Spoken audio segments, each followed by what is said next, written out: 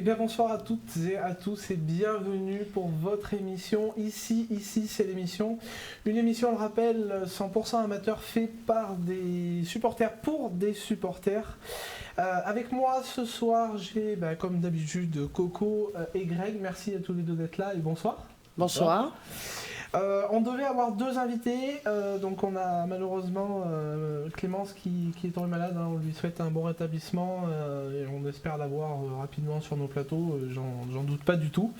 Et nous avons la présence de Guillaume Ferré, arbitre de Fédéral 2, je te laisse le présenter Greg. Ouais, bonsoir à tous.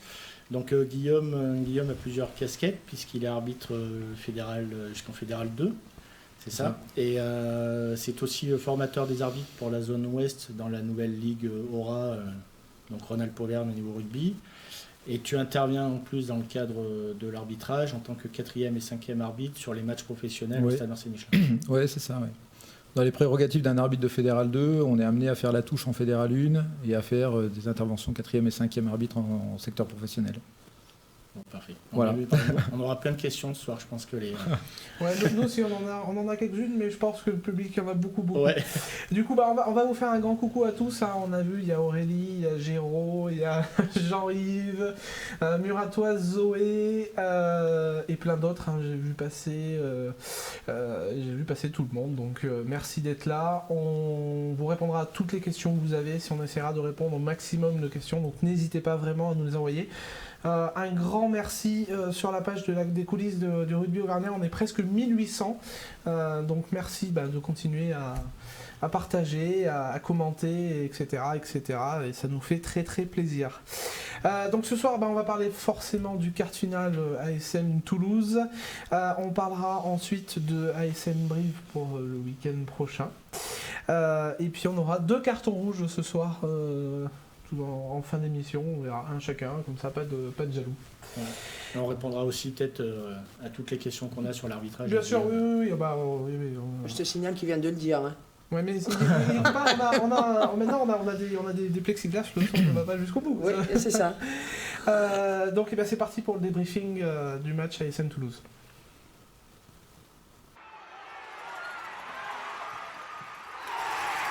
Défaite de Clermont 12-21 à la mi-temps 9-9 ou 6-6. J'ai encore bien révisé. On n'est pas à 3 points près. Hein. Non, puis j'étais tellement tendu que je me rappelle même plus. Enfin bon, bref, comment vous avez trouvé? D'abord la première question, est-ce que pour vous c'est une défaite logique ou pas, Greg? Ouais, logique, oui. Au vu du match, on savait que Toulouse était favori. Ils nous ont usés physiquement, ils nous ont amené les fautes qu'il fallait. C'était pas un match pour des grandes envolées ni pour les 3 carrels, c'était un peu un match d'hiver. Mais le combat était là et puis à l'arrivée c'est Toulouse qui gagne, un peu comme d'habitude malheureusement. Mais ouais, victoire logique des Toulousains parce que après avoir revu des images, Malheureusement, il n'y avait pas photo. Ah, t'as quand même regardé Ouais, j'ai re-regardé les images. Ah oui, Tout à l'heure, avec Guillaume, on s'est aussi amusé à regarder le fait de jeu qui nous titille un peu, qui nous attend. T'en fait parler ce week-end, mais non, en regardant les images, c'est vrai que, hormis 2 ou 3 fautes sur des mêlées ou la pénalité contre Jovan, qui pour moi est discutable, le reste, malheureusement, il y a 13 ou 14 fautes de l'ASM qui y sont. Et à ce niveau-là, malheureusement, tu peux pas gagner un match si t'es pas plus discipliné, quoi. Coco, t'es d'accord ? Oui, alors tu sais, sur le sondage, j'avais mis que l'ASM était... j'avais misé sur l'ASM, mais bon, c'était le choix du cœur plus que de la raison, parce que ça me fait un peu mal au cœur à la maison de mettre l'autre équipe. Pour ça, je suis une admirative aussi du Stade Toulousain, hein, parce que je trouve que c'est une très belle équipe. Mais pour moi, ça allait être difficile. Ben, il s'est avéré que c'est difficile. Pourtant, il y a une première mi-temps qui se tenait, hein, puisque comme tu dis, à la mi-temps, il y avait le nul. Hein, mais ils avaient joué un peu comme c'était le Ulster la semaine d'avant, le Stade Toulousain. En fait, ils ont fait une première mi-temps qui se calque. Le Munster, pardon. Ils ont fait une première mi-temps un peu. Ça se valait, et puis après, en deuxième mi-temps, ils ont lâché les chevaux. Enfin, on n'a pas encaissé d'essai, il n'y a pas eu d'essai. Hein. Non, moi je suis bien content parce que alors, bon, en parlant poliment, tous ces Pinocchio là, qui nous voyaient nous prendre une branlée monumentale, 40 points de Toulouse, machin. Toulouse est bien au-dessus, en attendant, ils n'ont pas marqué d'essai. J'ai pas vu Colby, j'ai pas vu Keno, j'ai vu personne, moi. Donc ça m'a quand même fait plaisir. Guillaume, pour toi, c'est une défaite logique aussi ? Ouais, tout à fait. Ouais. Je pense que l'ASM a mis des bons ingrédients dans le match. Ils ont été très agressifs. Ils ont essayé de brider Toulouse tant qu'ils ont pu. Mais effectivement, comme vous l'avez dit, l'indiscipline a fait que peut-être que cette agressivité qu'ils ont mis dans le match a été aussi à leurs dépens, leur a provoqué des fautes et du coup a permis à Toulouse de les distancer et de prendre le score. Comme le dit Aurélie et Wilfried, c'est vrai que cette défaite elle est logique au vu de l'indiscipline. Hein. On a fait énormément de fautes, des fautes qui nous ont coûté des pénalités et aussi des fautes de jeu entre guillemets avec les touches notamment, que c'est encore pas ça, hein, je vois Muratoise qui le dit, c'est vrai que c'est quand même très très compliqué cette touche. Hein. On perd complètement des munitions qu'on ne devrait pas, parce que normalement une pénale touche derrière ça doit... Après il y a 3 facteurs. Il y a eu l'indiscipline, où on a des fautes plutôt bêtes, comme la faute de Fritzli, on en parlait tout à l'heure en off. Alors qu'on a l'avantage, mettre ce coup d'épaule, c'est dommageable. On a aussi un problème d'efficacité, parce qu'on rate quand même 3 essais, entre Raka qui pousse pas le ballon au pied correctement, ça doit aller à Dame.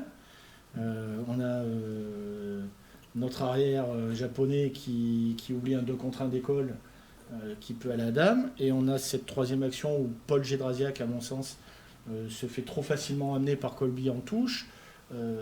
Alors, c'est pas une occasion d'essai à proprement parler, mais c'est vrai que si le ballon est conservé et si on maintient ce ballon dans les 22 mètres toulousains, ça peut faire une 3e occasion d'essai. Donc on est quand même au moins 2 fois et peut-être 3 inefficaces devant la ligne de but toulousaine. Absolument. Donc ça aussi à ce niveau-là, c'est pas permis, quoi. Ce qui est sûr, c'est qu'on doit marquer au minimum un essai sur ce quart de finale.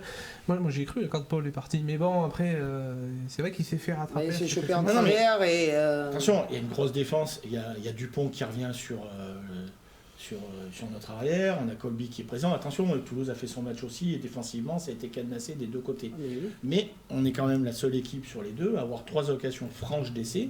Quand on va à Toulouse. Et on va pas à Dame. Et ça malheureusement c'est préjudiciable sur des gros matchs comme ça où Toulouse en plus qui a l'habitude de faire ces matchs-là, et eux ils mettent les points quand il faut et au moment où il faut. Oui. Juste une petite parenthèse, hein. On voit vos commentaires sur le plaquage de Arnold sur Lopez. On en parlera juste à la fin de cette partie ASM Toulouse. On a fait un sondage, on verra si déjà on verra si pour vous oui ou non ça a changé le cours du jeu, mais on en parlera, ne vous inquiétez pas. Avant, je voudrais qu'on parle. Est-ce que vous avez des joueurs à mettre en top et en flop si y en a bien sûr pour vous. Moi j'en ai, mais Oui, toi t'es méchant donc. Ah, moi j'avais plus des top. Enfin, j'ai. Voilà. Moi en flop, ça sera un truc collectif, c'est cette touche. Ouais, là, C'était le troisième sujet sur lequel, voilà.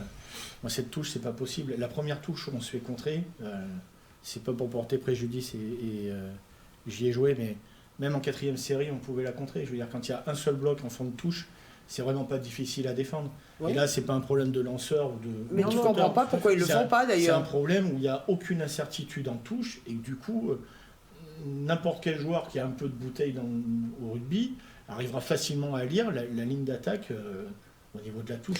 Il me semble qu'en fait, ils ont jamais quasi joué les touches pour pouvoir écrouler les molles tout de suite en fait. Alors moi, je parlais de la conquête montferrandaise. Ah, la conquête montferrandaise. La conquête montferrandaise, le premier chose, compte où on part en fond de touche, il n'y a qu'un seul bloc qui soit en fond de touche. Le reste de l'alignement est complètement délité. Très facile, alors surtout avec les deux Arnold, c'est très facile à défendre pour Toulouse, quoi. Après, effectivement, défensivement, Toulouse nous ont quand même fait du mal au niveau des molles, quoi. Comme dirait, on est très lisible en touche. Oui, c'est ça. Trop, bien sûr. Malheureusement, Bien sûr, ça fait un moment que la touche, c'est un vrai problème. Oui. La touche, la mêlée avec Ravaille qui se fait pénaliser, alors là c'est pareil, j'ai pas trop compris. Bon, après moi de mon jeune âge, j'ai pas toute l'expérience qu'il faut. On reparlera des fois de l'arbitrage, c'est deux lectures différentes. C'est pour ça qu'on avait invité 2 arbitres aujourd'hui. Mais après Guillaume, tu me diras ce qu'il s'en pense, mais c'est vrai que sur la faute où la mêlée avance, c'est l'arbitre de touche qui signale un bras raccourci du pilier gauche montferrandais, alors que nous visuellement ce qu'on voit c'est une mêlée montferrandaise qui avance vraiment et le pied droit toulousain qui perd ses appuis et qui se couche. Maintenant, voilà, il y a deux lectures. Il y a la lecture bête et disciplinée de l'arbitre de touche qui voit le bras du pied gauche se raccourcir, chose qui est interdite au niveau du règlement. Et nous, par contre, on voit la poussée collective, quoi. Ouais, a priori, dans les commentaires de M. Pierce, il reproche à Ravaille de tirer vers le bas et a priori d'emmener la mêlée justement au sol alors que le ballon est encore discutable, quoi. Donc effectivement, on n'a pas le droit d'emmener au sol volontairement une mêlée. Donc, mais on ne revoit pas les images du ralenti, donc c'est dur de se faire un avis en direct, donc je lui fais confiance. Je pense qu'il était beaucoup mieux placé que moi pour le juger. C'est dommage d'ailleurs c'est souvent qu'on ne voit pas les bons ralentis. C'est ce qui crée le problème. C'est comme la faute sur Camille, on en reparlera. Il n'y a pas le ralenti comme on a pu voir sur la faute sur Ntamak où on voit 3 ralentis avant que l'arbitre demande la vidéo. Et effectivement, ça porte toujours à discussion parce que. Évidemment. Parce qu'au moins on ralentit, on voit mieux la faute, quoi. Sur cette action-là, par contre, moi, pour ma part, je pense sincèrement que le néo-zélandais toulousain, pied droit, se couche et perd vraiment ses appuis. Après, c'est vrai que si juste avant Ravaille tire. Surtout qu'il parlait d'une caméra qui était un peu en surplomb et on voit très bien que Ravaille est complètement droit et qu'il bouge pas. Donc, effectivement. Oui, mais on ne voit pas s'il tire vers le bas. Voilà. C'est toujours le problème. Le problème, voilà, c'est un peu le jeu du chat et de la souris en mêlée 1. C'est celui qui va provoquer la faute et qui va pas se faire voir. Donc voilà, le premier qui tombe a perdu. Vraisemblablement, c'était le Montferrandais qui a perdu. Mais on a vu aussi derrière, après les changements, où les mêlées ont été stables en fin de match et il n'y a pas eu de pénalité. Donc il n'y avait pas un focus de l'arbitre sur la mêlée clermontoise, puisqu'il y a eu ces 2 pénalités qui ont été vraiment signifiées comme quoi il emmenait volontairement au sol, mais le reste a été quand même plutôt propre, c'était stable. Il y en a une, la faute elle est claire, nette et précise, il met les genoux au sol, tu mets pas de photo. L'arbitre a toujours raison sur un terrain. Surtout quand il est anglais. Allez, il était un petit peu embêté quand même parce que là c'était 2 équipes françaises, il fallait qu'il fasse gagner une équipe française, il était peut-être un peu embêté. Et sinon est-ce que tu as 1 ou 2 joueurs à sortir en top, puisque en top, flop Para pour moi a vraiment été. Apparemment il a été. Dommage qu'il rate cette pénalité. Ouais, après c'est tout. Est-ce que tu crois qu'on gagne le match derrière? Non, je suis pas convaincu. On ne pourra pas, mais en tout cas, Para sur le match a été monstrueux. Ouais. Ça a vraiment été le patron. Tout le monde l'a dit. Il y a eu deux noms qui sont sortis. C'était exactement les mêmes à ceux que je pensais. C'était notre arrière Matsushima et Para. Et j'en sortirai un quand même devant, qui a fait un boulot monstre, mais qu'on voit comme d'habitude, on voit pas. Mais oui, parce qu'on voit pas. C'est Sébastien Vamaina. Et pour moi, il a fait un match. énorme. Bon, après, bien sûr, il y en a d'autres. Rabaille a fait un très bon match. On a Fritzi, Fritzi. malgré cette petite faute, ouais. c'est vrai que c'est une faute idiote à 5 mètres de la ligne, sur une action, sur un temps fort clermontois, mais sur l'engagement qu'il met sur le match, c'est vrai que c'est... Devant, je pense que ça a dû piquer pendant un jour ou deux au niveau des épaules. Parce je pense. Il y a eu des moments où on a pu être en colère après eux, là ils n'ont pas triché. Ouais, là moi ça m'a fait plaisir, c'est vraiment, ça faisait longtemps que j'avais pas vu un match où à la mi-temps j'étais vraiment, j'ai eu des frissons parce qu'on s'en voyait quoi. Ah carrément. Non, parce que c'est pour ça que je disais qu'il n'y avait pas de... il n'y avait pas photo, la victoire était logique des Toulousains, mais au vu du temps, au vu de l'enjeu, on a quand même vu, alors d'accord c'était pas des grandes envolées, mais moi j'ai vu quand même un beau match de rugby parce qu'il y avait de l'intensité, parce que même Toulouse l'a reconnu, hein, je veux dire, à la fin, moi j'ai regardé sur France 2, Cyril Bay n'avait pas le sourire, et quand la journaliste lui demande pourquoi il n'a pas le sourire, à juste titre, il répond, il fait ça a vraiment tapé dur sur le terrain, et on a d'abord besoin de récupérer. Donc ça montrait quand même la physionomie du match. Ça devait faire longtemps que certains joueurs n'avaient pas vécu une intensité pareille sur le pré, quoi. Alors, il y a Fitblue qui dit que Luturia a fait un retour encourageant, ça c'est complètement vrai. Fischer, il est pareil, il a couru partout, il s'est jeté partout, mais on l'a moins vu que Seb, je trouve. Et Jérôme nous dit, je trouve que Nanaï n'a pas fait une si mauvaise entrée en jeu que ça. Alors, du coup, c'est on va dire la transaction parfaite. On a fait un sondage, hein, donc on va passer à ce sondage. On va passer à ce sondage.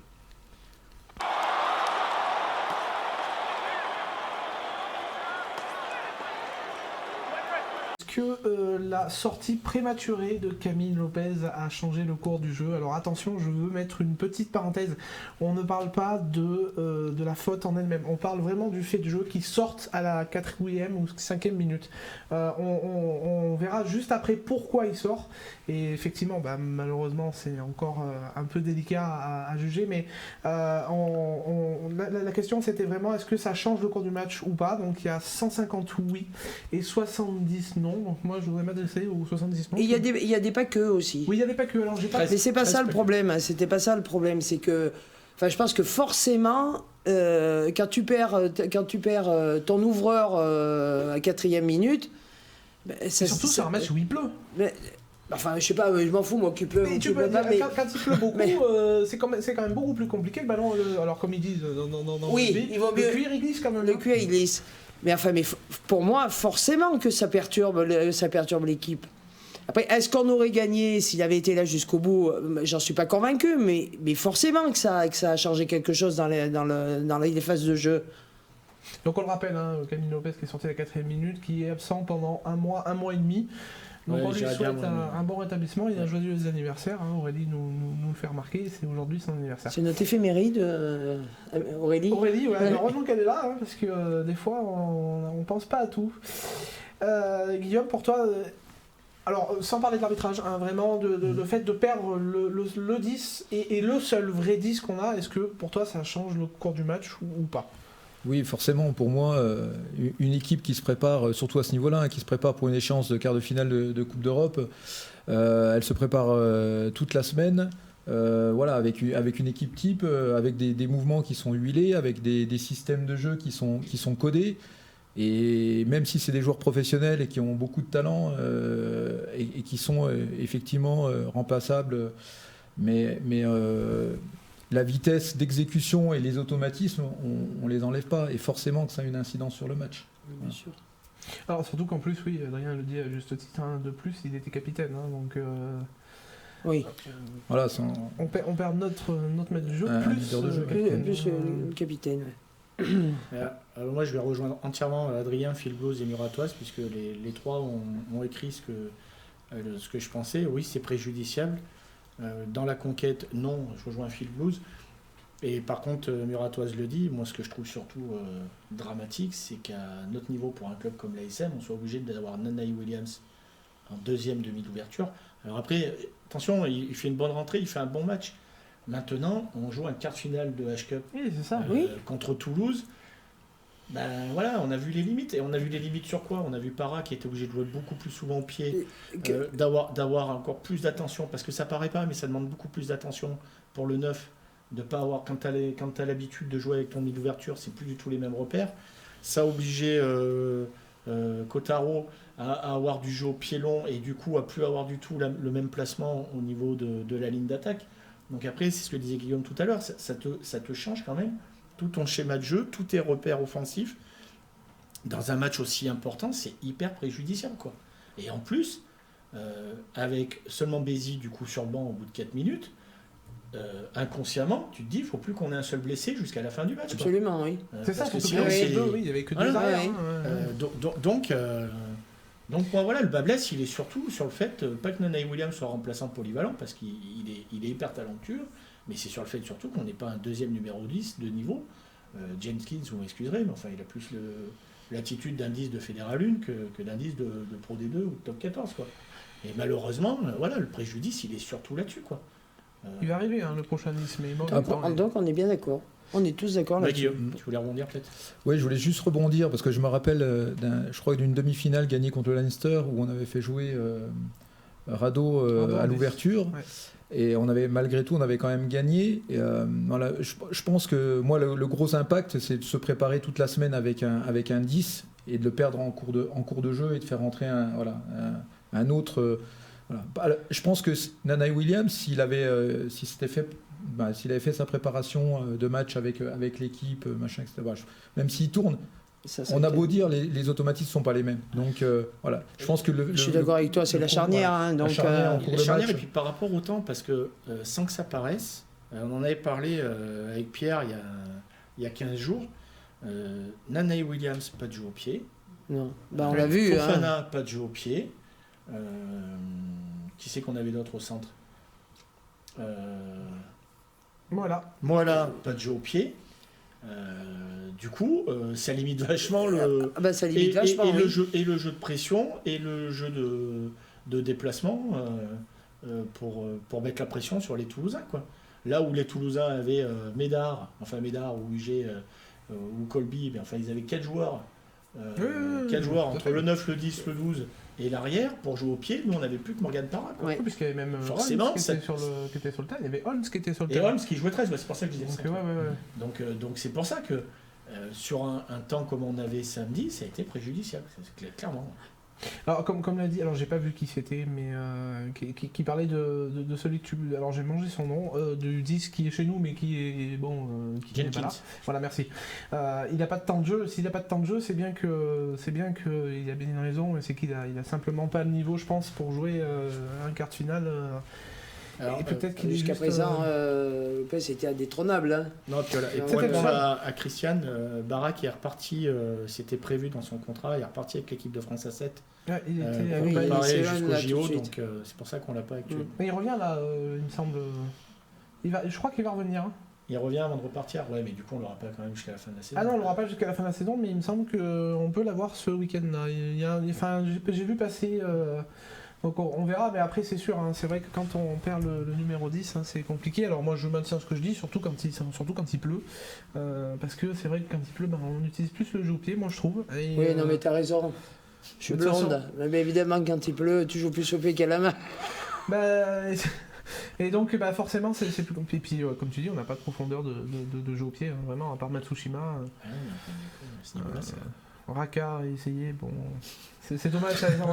Alors moi, ce qui m'énerve en plus pendant ces matchs-là, c'est que même les rebonds sont contre nous, souvent. C'est incroyable. Les dieux du rugby n'étaient pas avec nous. Ouais, mais il ferait mieux de redescendre un peu parce que qu'ils sont partis là quand même. Donc voilà. Bon, on va parler forcément des 2-3 actions un petit peu délicates pour vous, pour beaucoup d'entre vous. On va avoir les explications d'un arbitre de s'il y a faute, s'il n'y a pas faute. Moi, je voudrais juste, avant de parler de la grosse faute que tout le monde a crié au scandale, moi, je voudrais juste qu'on m'explique le fait que Bibi retienne, alors je sais plus quel joueur, c'était à l'envers complètement. Cross. Et que c'est François Cross. Et que on récupère la pénalité. Non, en fait, il lève le ballon, il fait action de lever le ballon, et c'est dans l'action après que ça se termine où François Cross se retourne. Je pense qu'il joue un peu le jeu, François Cross, de se laisser porter. Mais en fait, il gratte le ballon, il fait l'action que demande la règle, c'est-à-dire de lever le ballon à lui. Et effectivement, le temps de faire ça, François Cross se fait lever en même temps. Mais c'est vrai qu'on a une situation quand même un peu ubuesque. Oui, c'est ça. Ça m'a fait beaucoup rire. Je sais pas si vous avez vu sur les réseaux sociaux, quand c'est Dupont qui publie la photo sur Twitter. Non, mais j'ai pas vu. Et qui dit, en fait, il dit c'est la chose la plus étrange que vous verrez aujourd'hui. Et en fait, il y a le compte officiel de Jackie et Michel qui répond c'est pas si étrange que ça finalement. Et ça m'a fait beaucoup rire. Oui, parce qu'on a vraiment l'impression de voir une petite position sexuelle entre François Cross et c'est pour ça que la situation était quand même incongrue pour le coup. Donc voilà, c'était l'image qui m'a fait rire. Donc là, on avait la faute, alors la faute ou non faute, hein, mais le fait de jeu sur Camille Lopez avec la percussion d'Arnold. Alors, il y en a qui disent qu'il y a une faute, il y en a qui disent qu'il y en a deux, il y en a qui disent qu'il n'y en a pas du tout. Donc, je me tourne vers toi, Guillaume. Essaye de nous expliquer ce que toi, tu pourrais décrire avec les simples images que tu as vues. Si on revient sur la définition d'un plaquage légal, le plaquage il doit être effectué avec les deux bras. Donc, le joueur doit arriver les bras écartés, enserrer le joueur porteur du ballon, donc il faut que ça soit un joueur qui porte le ballon, et il faut que ça soit à leur niveau, parce qu'à notre niveau en amateur, le niveau du plaquage est différent, mais à leur niveau, c'est en dessous de la ligne des épaules. Donc quand je regarde, moi, ces lignes de la règle, pour moi, le plaquage, il est absolument légal, puisqu'il est en dessous, le contact est en dessous de la ligne des épaules, il est sur l'épaule d'ailleurs de Camille Lopez. Il met bien les deux bras, donc il n'y a pas de plaquage à l'épaule, comme on a pu le voir sur la percussion de Fritz Lee. Et c'est dans le timing. Pourquoi c'est dans le timing? On le voit tout simplement parce que même s'il a des grands bras, au moment où il encercle Camille Lopez pour le plaquer, il tape dans le ballon et il fait un en avant. Donc voilà, c'est ce qu'on appelle un plaquage connecté. Le plaquage, il est exécuté au moment où le ballon quitte les mains de Camille Lopez. Donc voilà. Après, on est d'accord, on n'est pas d'accord, mais factuellement, objectivement, voilà, par rapport à la règle, ce qu'il en est de l'appréciation de ce plaquage. Donc je crois que nous, on dit pas qu'il y a un plaquage haut, pour nous, c'était un plaquage à retardement. Mais tu dis qu'au moment où il plaque, il lâchait le ballon. Il faut le voir à vitesse réelle. Voilà, quand vous le regardez à vitesse réelle, le joueur, Camille Lopez a encore le ballon dans les mains et le joueur il est à 1m50 de lui, donc au moment où il fait sa passe, le joueur il est sur lui, donc c'est un plaquage connecté, il n'y a aucun problème. On voit bien la différence d'ailleurs avec le plaquage de Yato sur Ntamak, qui lui est vraiment en retard puisque le ballon il est parti depuis 3-4 secondes. Et on le mesure par le fait que le joueur a la possibilité de s'arrêter ou la possibilité de l'éviter avant de le percuter. Yato, avec 5 mètres d'élan, il ne peut pas s'arrêter. Même s'il a beaucoup d'inertie. Après, pour en revu les images, parce qu'on en discutait en off tout à l'heure, Guillaume a remontré les images. Et effectivement, parce que moi, pour ma part, il n'y avait pas plaquage dès le départ, ce que tu disais sur la ligne des épaules. On a discuté avec Alexis aussi. Mais il y avait effectivement ce plaquage à retardement, qui plus est préjudiciable derrière, parce qu'on siffle un en avant, mais Camille Lopez est out, enfin bref, on ne va pas revenir sur le sujet. Et effectivement, en regardant 2 ou 3 fois, on se rend compte que Arnold est dans le timing, ça veut dire qu'il arrive vraiment, Camille a le ballon dans les mains au moment où l'épaule de Arnold arrive à l'impact, je veux dire. Donc là, il n'y a pas ce retard, effectivement, mais voilà, on en revient au problème qu'il y a eu à la télévision et l'arbitre, c'est ce qui a créé un peu le buzz. Mais ce qui a créé la polémique, c'est qu'il n'y a pas eu de vidéo. Et il n'y a pas eu la vidéo. Effectivement, si tu revois la vidéo, comme on a pu le regarder tout à l'heure, à vitesse réelle ou même au ralenti, tu t'aperçois qu'effectivement le plaquage est dans la règle, même si après c'est ennuyeux parce qu'on perd Camille Lopez derrière. On pourra dire ce qu'on pourra dire. Moi, je reste persuadé qu'à leur niveau, eux aussi, ils ont tendance à viser les billes d'ouverture. Mais bien sûr, mais c'était annoncé parce que c'est le jeu, parce que la zone du 10, ça peut être une zone faible. On l'avait vu le week-end d'avant, où ils avaient été chercher Camille Lopez de la même manière, les Anglais. Voilà. Je crois que de notre côté, on a fait la même chose sur Dupont. Il a été muselé, il a été cadenassé. Ah oui, ça a été pas le Dupont des grands jours. Le plaquage à retardement de Yato sur Ntamak, il n'est pas non plus, je pense, innocent. Donc effectivement, on vise les joueurs stratèges. Tu as raison. Après, effectivement, oui, Greg, quand tu dis ça. Mais même nous, comme tu dis, moi, Maïna, alors. tout le temps dans la règle, mais c'était quand même des sacrés plaquages sur Ntamak, et il lui a mis 2-3 bouchons qui, moi, personnellement, m'ont fait sourire, mais voilà, ça a toujours été le rugby. Moi, ce que je rejoins Greg complètement, ce que j'ai vraiment reproché. Alors, je reproche quand même plusieurs trucs aux arbitres. Je suis désolé, je vais peut-être pas être le bon copain ce soir, mais alors moi, j'ai fait un peu confiance quand même à Guillaume, parce qu'il nous a arbitré plusieurs fois, enfin pas moi, mais le club où j'étais dirigeante.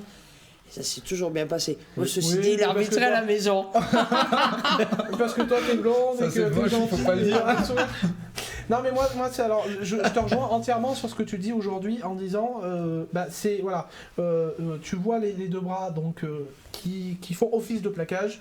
Entre l'impact et le moment où le ballon quitte les mains de Camille Lopez, il y a une seconde, donc c'est un plaquage connecté, donc c'est l'application de la règle. Et tous les week-ends, on n'applique pas la règle au pied de la lettre. Et c'est ça qui moi, j'ai un peu de mal de temps en temps. Alors, et puis, bon, mais on gueule tous les week-ends contre les arbitres. Ouais. On est supporters. Mais le truc, c'est que... Et puis, il y a quand même... On n'oubliera jamais cette faute de Tegori sur ah, mais ça, c'est la référence. C'est la référence. Où on dit, il y a comment il disait, il y a... circonstances atténuantes, moi j'ai jamais ça. Voilà, donc en fait on peut dire. Oui, mais alors ça aussi c'est assez. Mais oui, mais on peut dire mais bon, il y a circonstances atténuantes, effectivement, quand Camille fait sa passe, il se baisse un peu, donc oui, il prend le bras d'Arnold dans l'épaule, bon. Ça a été un petit peu. Moi, c'est vraiment ce que je reproche, c'est qu'il n'a pas demandé la vidéo. Alors, je comprends tout à fait ce que tu veux dire quand tu dis que l'arbitrage vidéo, s'il avait vu quelque chose, il aurait interpellé oui, tout à fait. En back-office, il y a l'arbitre vidéo qui voit les mêmes images que nous, et s'il y a quelque chose qui l'interpelle, il peut demander à revenir sur l'image et à contrôler. Non, après, il veut pas. Il n'a pas à parasiter l'arbitre de chance si effectivement il n'y a pas de choses flagrantes. Moi, devant ma télé, je suis supporter montferrandais. Il n'y a rien qui m'a choqué sur le plaquage. Honnêtement, à vitesse réelle. À vitesse réelle, je me suis posé la question. Moi, je me suis énervé. Mais bon, j'ai pas toutes les connaisses. J'ai plus eu peur sur le plaquage de Yato, et malheureusement, c'est revenu. Il est revenu à la faute, parce que je l'ai vu en direct et je me suis posé la question. Mais là, sur le plaquage de Lopez, malheureusement... Nous dit que Ntamak a toujours coiffé avec élégance. Oui, mais c'est sa mâchoire qui est fragile, Ntamak. Oui, c'est pas ses cheveux. Alors, justement, aujourd'hui, on a un arbitre. Si vous voulez poser des questions qui n'ont pas forcément que à voir sur le match, mais n'hésitez pas, tant qu'il est là, il faut en profiter. Alors, je suis d'accord avec Adrien. C'est vrai. Moi aussi. Mais alors, en toute... J'allais le dire, pour Adrien. Ça, on est bien d'accord. Ouais. Alors, tenir, je vois qu'il y a des commentaires sur le tenir. Il n'y a pas d'obligation de tenir. Il faut vraiment que les bras soient ouverts et qu'il aille faire le geste d'encercler, mais voilà, c'est pas toujours le cas où les plaqueurs peuvent tenir les plaqués. Après, alors, comme dit Géraud, il a l'impression qu'il présente l'épaule d'abord sur l'impact sans tenir Camille. Bon. Mais après, chacun a son interprétation. Non, après, c'est là, comme tu ce qu'on discutait, c'est que le souci, il est de regarder à vitesse réelle, à plusieurs reprises, et pas de s'arrêter sur les images. On reprend les photos qu'on a vues aujourd'hui sur les supporters SM, où si on découpe sur 4 photos, il y a faute indiscutable. Si on reprend en ralenti, c'est discutable aussi. Si tu reprends à vitesse réelle, je suis d'accord. Et pourtant, j'étais pas d'accord au début, mais Guillaume m'a montré l'image tout à l'heure. On est bien d'accord qu'à vitesse réelle, le plaquage, il est dur, l'impact est violent, mais il est dans les règles. Malheureusement, après c'est dramatique ce qui arrive derrière. Oui, c'est la suite, c'est la blessure qui est... Malheureusement, à froid. Alors, samedi, j'avais pas le même ressenti. Pour moi, il était en retard. On n'avait pas vu la vidéo, c'était inadmissible, d'autant plus que ça a un impact pour la suite du match. Absolument. Mais effectivement, on a à vitesse réelle là, à froid, après l'avoir revu, un plaquage qui se retrouve malheureusement dans les règles et qui est très dommageable. Après, effectivement, des fois, là où on a un peu de mal, c'est qu'à l'ASM, on est des fois un peu trop gentil par rapport à ce genre de match, quoi. On a les Toulousains à chaque match, on peut dire ce qu'on veut. Je me rappelle, je vois Jean-Luc en plus qui nous a rejoint. En 2001, quand on a Christian Labitte qui pète les apophyses de Roro sur un de ses premiers matchs pro en lui mettant un grand coup de genou. Pourtant, on avait des mecs comme Pedrosa dans l'équipe. J'ai jamais vu mettre un coup de boulon à Christian Labitte ce soir-là. Et c'est récurrent sur les gros matchs comme Toulouse ou Biarritz à la grande époque, où on a nos jaunards qui des fois sont peut-être un peu trop gentils. Bien sûr. Et pour rejoindre Adrien, effectivement, peut-être que là, il aurait fallu remettre les choses dans le contexte. Voilà. Alors, il nous manque. Non, mais c'est dommage, mais il nous manque un cul de mort, il nous manque un Paul O'Connell, il nous manque quelqu'un comme ça qui qui à un moment donné est capable juste de montrer à tout le monde qu'il ne faut pas trop s'amuser. C'est qui le patron? Mais on n'a plus ce profil là aujourd'hui. Ça, on est tout à fait d'accord. Après, aujourd'hui, moi je pense que on n'est pas assez vicieux, nous. On n'est pas assez vicieux. On manque de vice. Je pense. Et pourtant, tu vois, aujourd'hui, ça m'a fait. C'est pas de la méchanceté, je pense que c'est plus du vice parce qu'il ne faut pas se faire choper, il faut le faire malheureusement intelligemment. Et même sur le banc de touche, on a eu Gomola qui est une vermine comme c'est pas possible, qui doit saouler les arbitres. Enfin, tu nous diras si c'est vrai ou pas, si tu as eu l'occasion de le croiser. Mais non, je l'ai pas croisé sur le banc encore. Voilà, qui est horrible. Il est réputé pour être le pire entraîneur en blabla sur un bord de touche. Je veux dire, c'est la mentalité toulousaine. Moi, j'ai eu la chance de les rencontrer jeunes, même chez les jeunes, ils sont en mentalité, je parle pas en jeu, parce qu'ils sont aussi forts chez les jeunes que chez les grands.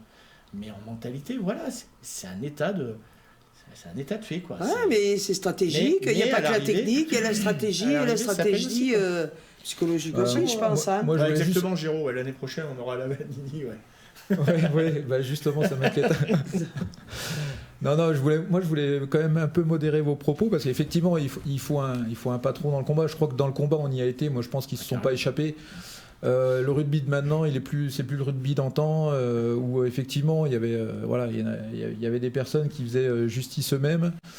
Bien heureusement, puisqu'on voyait quand même des choses qui étaient quand même un peu violentes et qui nuisaient à l'image du rugby. Donc le rugby actuel, ça va très très vite. Et puis tu faisais référence, Greg, à Queue de Mort. Si je me souviens bien, Queue de Mort nous a coûté quand même beaucoup de pénalités. On parlait en début d'émission que l'indiscipline avait été le point noir du match.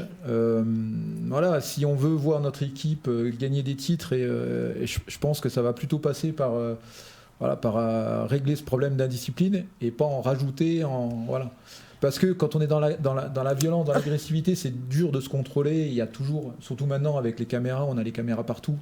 Donc les réalisateurs se font un malin plaisir à repasser les ralentis sur les mauvaises actions, les mauvais gestes. Oui, mais ça interpelle les arbitres. Técori c'est ce que j'ai dit, exactement. Técori, quand il met son super coup d'épaule, on a beau voir la vidéo, il prend un match, il pète un joueur en deux. Oui, non, mais ne confonds pas tout, il y avait des circonstances atténuantes. Oui, c'est vrai. Donc moi c'est un peu ça que je reproche, c'est que en fait il y a des circonstances atténuantes que quand ça arrange, c'est très compliqué, ça j'en doute pas du tout, mais enfin, faut arrêter de dire il y a des circonstances atténuantes, il se baisse, machin, tout. Non, là, si on applique la règle c'est coup d'épaule dans la tête. Alors, c'est carton mis. Alors, je on est dans un rugby plus technique. Non, justement, moi qui connais l'envers du décor, l'arbitrage, vous savez que c'est appliqué par un humain, donc c'est assez subjectif pour appliquer des règles où on essaye c'est des règles qui sont écrites en français, on essaye de les traduire en action sur le terrain et on voit, voilà. Mais il y a des nuances, il y en a plein, des nuances. Et vous le dites, vous faites référence à des actions, mais il n'y en a aucune action qui est identique.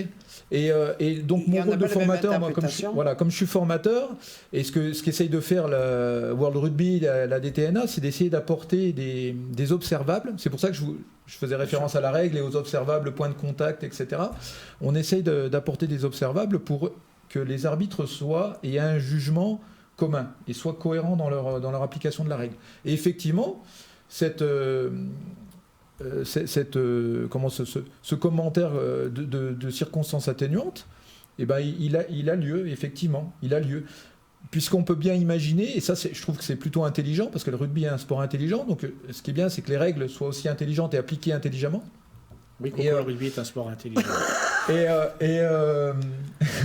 Ah, tes conneries, Greg. Et il m'a fait perdre le fil de mon annonce. Excuse-nous, on a l'habitude de couper la parole. Non, et du coup, il y a cet arbre, il y a un arbre décisionnel, et qu'on ne peut pas juger une action volontaire avec un contact direct à la tête, où c'est vraiment de la force violence et c'est fait pour faire mal, avec une action où le joueur il a l'attitude de plaquer, il veut plaquer le joueur, mais un joueur qui glisse ou un joueur qui va plonger pour aplatir un essai, le joueur qui va plaquer, lui, il est dans la bonne attitude. Il ne maîtrise pas l'action du joueur qui va lui plonger ou qui va glisser. Et donc, cette circonstance, on est obligé d'en tenir compte, parce que si le bras il vient heurter la tête, la règle elle dit carton rouge. À 1 mètre de la ligne, tu peux pas. Mais carton rouge, on peut. Alors ça veut dire qu'il le laisse marquer. Alors il faut l'appliquer, mais il faut l'appliquer Non, partout. mais Ça veut je- dire non, que mais le je joueur comprends défend ce qu'il veut dire. Mais moi aussi je comprends, mais moi je suis tout à fait. Alors là, je suis dans le discours ouvert complètement, mais à un moment, tu peux pas te dire non, il va pas plonger. Il est à 1 mètre de la ligne. Alors, c'est ça qui est dommage. Alors peut-être revoir la ligne de plaquage, ça, je suis d'accord. Ça simplifierait la vie à tout le monde, parce que peut-être que plaquer jusqu'à l'épaule, c'est trop haut. Parce qu'on joue Arnold. Je suis désolé, ce week-end, il a de la chance. Parce que à la vitesse où il va, quand Lopez fait sa passe, il suffit qu'il descende de quelques centimètres, il le prend pleine tête. C'est une infinie chance. Alors je suis tout à fait d'accord avec toi que sur le plaquage de Tekori, il n'a pas voulu le tuer, ça on est d'accord. Mais du coup, ou alors on prend les circonstances atténuantes très régulièrement, parce que ce qui est dommage, c'est que sur un terrain, moi je te laisse ta place. Oui. Moi l'arbitrage je ne le veux pas parce que c'est trop compliqué. Oui, non, mais c'est clair. si tu veux, il y a, je voudrais pas être arbitre. j'entends un week-end, il y a circonstances atténuantes, et j'entends un week-end prochain, ou même sur le même week-end sur un autre match, application simple de la règle. Tu vois, c'est ça que des fois j'ai un peu de mal en me disant, bon bah... En fait, Oui, mais comme il dit très justement, je pense que c'est subjectif aussi. Alors après, chaque personne, même si tu as des règles, je veux dire, nous, on interprète, il le dit très justement, on interprète le plaquage sur Lopez de 36 000 façons. Ah bah, 36 000, j'exagère. Donc forcément, je veux dire, voilà, pour les arbitres, c'est la même chose, tu peux pas anticiper. C'est peut-être aussi aux commentateurs. D'avoir aussi une mais là c'est autre chose là-dessus. Et alors sur France 2, excuse-moi, mais je suis d'accord, mais c'est aussi leur rôle à un moment donné déjà d'être neutre, si possible, parce que moi je sais pas. Non, mais c'est pas possible. C'est un autre sujet, mais c'est vrai que des fois Clermont, je trouve que ça manque un peu de neutralité sur certains matchs par rapport à Clermont, mais d'avoir aussi cette pédagogie, parce que je veux dire à un moment donné, il n'y a pas besoin non plus d'être arbitre pour savoir que la ligne de plaquage se situe à hauteur des épaules et qu'il y a les circonstances atténuantes si un joueur glisse. Enfin voilà, à un moment donné, c'est toujours pareil. Alors, c'est vrai tu que vois, pour les commentateurs... Moi, je reprends Eric Baille sur Canal. Si c'est un Toulousain qui glisse et que ça passe au-dessus de la tête, il va crier au scandale comme c'est pas possible. Si ça nous fait render, il va trouver le plaquage avec une circonstance atténuante, quoi. Moi, tu vois... tu parles mauvais exemple. Il faut voir l'attitude du plaqueur. L'attitude du plaqueur, est-ce qu'elle est bonne au départ ou pas, quoi. Si le plaqueur, il se baisse pas, il y a déjà de grandes chances qu'il ait peu de circonstances atténuantes, quoi. Donc, voilà. Ouais. Après, moi, pour rebondir et pour finir là-dessus, c'est vrai que par rapport aux commentateurs, j'en parlerai pas parce que pour moi, c'est toujours la même chose, c'est toujours la même organe. Par contre, je suis content, ça fait quelques années maintenant, ça fait un petit moment, mais qu'ils aient mis un micro à l'arbitre, mais que nous, téléspectateurs, on puisse entendre ce que disent l'arbitre. Et ça, c'est quand même bien agréable parce qu'on comprend des fois. Après, il y a des trucs... on parlera pas on peut en parler, mais de l'essai, alors je sais plus contre qui c'était, mais où on voit très bien que le ballon n'est pas aplati, mais la question de l'arbitre c'était est-ce qu'il y a une raison de refuser l'essai. Exactement. Et là, voilà. Par contre là, il n'y a pas de circonstance atténuante, c'est l'application de la règle, c'est-à-dire il a posé 7 questions, on peut, même si on voit pertinemment que le ballon n'a pas été aplati, on peut pas déjuger l'arbitre parce qu'il a posé une certaine question. Exactement, c'est un protocole qui est un peu hiérarchisé. Effectivement, l'arbitre vidéo répond à la question de l'arbitre de champ qui reste le maître sur le terrain. C'est pareil, c'est partout pareil. Voilà, l'arbitre de champ, il maîtrise la communication avec ses arbitres de touche et avec l'arbitre vidéo, et c'est lui qui décide. Et effectivement, à partir du moment où lui, c'était la France-Irlande ou France-Angleterre. Et quand, à partir du moment où lui, il a vu, et je crois que c'est l'arbitre de touche qui lui donne, que le ballon avait bien touché le sol, il lui demande est-ce qu'il y a une raison avant de refuser l'essai. Mais effectivement, moi j'ai bien vu, décision terrain, j'ai bien vu que le ballon avait touché le sol. Et c'est pas le cas en fait. Effectivement, et Wayne Barnes, c'est Wayne Barnes, je crois qu'il y a la vidéo, oui. Il lui demande est-ce que tu es bien sûr de ta décision terrain. Il lui demande de répéter est-ce que tu es bien sûr de ta décision terrain, parce que voilà, il voit qu'il y a un doute, parce qu'il a vu les images que le ballon n'était pas. Et voilà, il peut pas revenir en arrière. Bon, c'est vrai. C'est dommage. Moi, c'est ça un peu. C'est vraiment ligne droite, et puis à côté, on arrive à faire du droit et c'est un peu compliqué, moi je trouve. Après, il y a Michael. Alors, je vais le citer parce qu'en plus c'est un Montpelliérain qui supporte l'ASM, mais aussi Montpellier, donc comme quoi chacun a des défauts. Et c'est vrai. C'est une question, Guillaume, parce qu'il disait s'il y avait eu du public, est-ce qu'Arnold aurait pas pris, parce qu'avec l'ambiance bouillonnante du Marcel Michelin, si Arnold n'aurait pas pris un carton, au moins pour la forme, et que ça n'aurait pas pu influencer. Non, je l'espère pas, parce que les arbitres à ce niveau-là, les arbitres européens, tu sais, dans l'arbitrage, on a le facteur émotionnel et on a le facteur règle objectif. Donc si on se place du côté vraiment règle objectif, on va être le gendarme, et là ça va être horrible, quoi. Vaut mieux couper votre télé, parce que ça va être 250 fautes sifflées dans le match. Par contre, si on est dans l'émotionnel, où ça joue, c'est machin, c'est dans l'esprit, et puis qu'à chaque fois qu'il y a un gros truc, machin, on va être complètement dans le jugement qui va être subjectif. Et là, c'est très dangereux, parce qu'on tombe dans l'insécurité, quoi. Donc il faut placer le curseur à peu près au milieu, et on oscille dans le match avec ces. Ça doit exister. Avec même ça, si tu on... bien, non, mais bien sûr, on est humain, les arbitres, je vous le dis, et c'est pour ça qu'on fait les règles, et qu'on met en place des protocoles pour que justement on essaye d'avoir cette cohérence, parce que toute l'année, les plaintes des entraîneurs, c'est pas contre des erreurs d'arbitrage. Et vous l'avez dit d'ailleurs, hein, c'est pas parce qu'objectivement on dissèque une action, etc. L'arbitre a raison, c'est la cohérence qu'on a entre les arbitres pour appliquer ces décisions, et on y travaille. C'est vraiment le boulot de la formation, c'est d'essayer de donner des indications aux arbitres pour qu'ils puissent prendre des décisions. Je vous rappelle, moi, quand en secteur amateur, parce que là c'est bien, on regarde les matchs au ralenti, les machins, vous voyez, on a été obligé de regarder l'image encore une fois. Mais en amateur, jusqu'en Fédéral 1, parce qu'il y a la vidéo qu'à partir de la Pro D2, il faut prendre sa décision immédiate. Il n'y a pas de vidéo. Immédiate. Ça veut dire que ça se joue en une fraction de seconde, et il faut siffler, et prendre sa décision, et puis déjà revoir l'image et savoir si on va mettre jaune, rouge ou. Voilà. Donc, après, je vais chambrer tous mes copains qui jouent au rugby, ça joue moins vite quand même. Non, mais après, les arbitres courent moins vite aussi. Lui, il court. Oui. Oui, mais bon. Bon, j'avais une dernière question. Alors, c'est pas la mienne, c'est celle d'Aurélie. J'ai pu passer. Alors moi, je n'ai pas entendu parler de ça. Apparemment, il y a un partenariat qui se fait entre club et entraîneur, notamment là sur le cas Slimani. Je ne sais pas si vous avez entendu parler de ça. C'est arbitrage, tu veux dire? Qu'est-ce que j'ai dit? Club entraîneur. Entraîneur, En fait, pour Slimani, ils ont fait travailler Slimani avec un arbitre. Alors, il n'a pas été nommé, je ne sais pas lequel, un arbitre top 14. Slimani, il a tellement été. Romain Poite, je crois, qui est venu. Exprès pour que Slimani travaille justement les. Oui, parce qu'il a tellement été sanctionné. Pénalisé, ouais. Mais ça existe. De la même manière, on en parlera tout à l'heure, parce que les arbitres ont une licence dans un club. De la même manière que ça existe aussi dans les clubs, le rôle de l'arbitre, Guillaume l'expliquera mieux que moi, il est aussi d'intervenir dans ces clubs sur la formation et la connaissance du jeu à travers le regard d'un arbitre. Donc effectivement, ça a toujours existé, même dans le rugby amateur. Mais c'est bien. Non, mais même dans le sport de haut niveau. D'ailleurs, les stages de début de saison, fréquemment, sont souvent l'occasion d'échanges entre les entraîneurs et les arbitres pour justement... sur le lancement de la saison, travailler avec la règle. Et puis, comme tout bon entraîneur, c'est aussi comment contourner la règle. Parce que les arbitres sont là pour sanctionner, mais les entraîneurs sont là aussi pour essayer de trouver les solutions. C'est de l'adaptation à la règle. C'est l'adaptation on ne contourne pas, on adapte. C'est ça. Ouais. Bon, et voilà, après si vous n'avez plus de questions apparemment sur ce match-là, on va passer sur le match. Le prochain match, ASM Brive à la maison. J'ai vu que c'était le week-end des fans là, comme chaque année. La LNR fait un week-end spécial supporter entre guillemets. J'ai vu que l'ASM avait demandé à ses supporters d'envoyer des petits messages après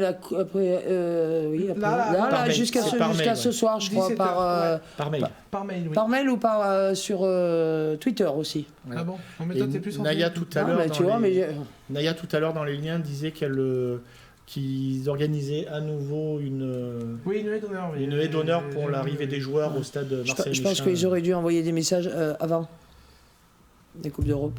Et c'est possible, ouais. Après, pour la Coupe d'Europe, moi je trouve que c'est carrément logique. On n'a pas le niveau, on est dans une tourmente avec, on voit bien Phil Booth qui parle de l'entraîneur, les joueurs n'y sont pas, ils sont pas... Mais pourtant, et alors, de sources sûres, on m'a dit la veille, et j'ai pu le vérifier, que les gars étaient vraiment vexés, mais vraiment touchés dans leur orgueil d'être outsider, mais outsider vraiment très bas. Et ça s'est vu sur le match. Enfin, moi, j'ai trouvé. Et des fois, c'est pas mal d'être en position d'outsider. Mais bien sûr, parce que le favori. Voilà, donc du coup, voilà, ASM Brief, donc il y a les fan days, j'ai vu qu'ils avaient mis, je sais pas si vous avez vu les tickets, alors, c'était pour faire une animation sur internet, j'ai pas trop compris la démarche, mais bon, on va pas Tu crier demandes dessus. au président ? Oui. Voilà. Et donc, moi, la question d'ASM Brief, c'est quel joueur mettre en 10, forcément.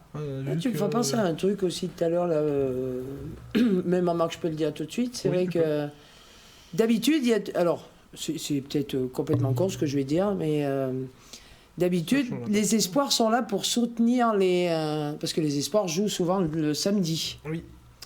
Et là, ils ont joué dimanche. Ils ont joué juste avant parce que les espoirs, ils viennent faire le public, enfin, ils viennent soutenir l'équipe 1. Et là, ils n'y étaient pas. Et là, curieusement, ils n'y étaient pas. Alors, il me semble. Ils jouent au loup en plus. Oui, ils jouent au loup. Ils jouaient dimanche. Ils ont gagné. Ils ont gagné, en plus, juste. Ouais. La belle performance parce qu'ils ont mis bonus offensif, qu'ils ont mis 46 à 12. Si je me trompe pas, je me souviens plus trop le score lyonnais, mais c'est 46 points. Mais ça a été aussi. Oui, ils ont surtout, pour faire la parenthèse, ils ont surtout accroché cette deuxième place qualificative. Oui, juste derrière Perpignan. Perpignan, l'USAP, oui. Donc ils reçoivent Montpellier ce week-end pour confirmer cette deuxième place et asseoir justement les phases finales. Moi, c'était un petit aparté comme ça, là, mais en fait, alors, si tu veux, c'était. Alors, du coup, je vais te répondre. Alors, je sais pas si c'est que outre-Manche ou si c'est valable pour toute la compétition. Le protocole sanitaire était beaucoup plus élevé en Coupe d'Europe qu'en Top 14. Et à tel point que les remplaçants ne pouvaient pas être en tribune pendant la Coupe d'Europe. Donc, je suis pas sûr qu'ils aient pu. Oui, parce que c'est pas parce qu'il reste que des Français en Coupe d'Europe que c'est pas une Coupe d'Europe, quoi. Là, ça va être bizarre.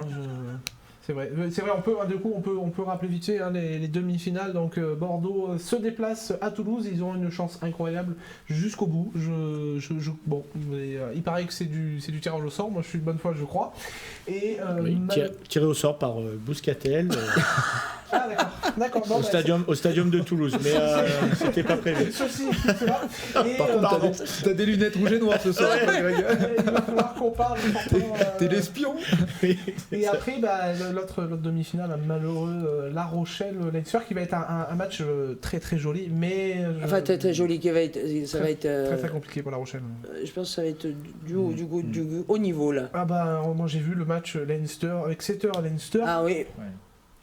J'ai vu. Comme d'habitude, je suis arrivé en retard, il y avait 14-0, j'ai dit c'est quoi ce bordel, et ils ont gagné. Ouais, ils ont gagné. Et puis moi j'ai regardé un peu comme ça, et c'est vrai qu'à la fin j'ai dit ah ouais d'accord. À mon avis, après Sexton a encore fait un KO, donc là ça va être... Ouais mais bon, il a annoncé qu'il allait jouer là.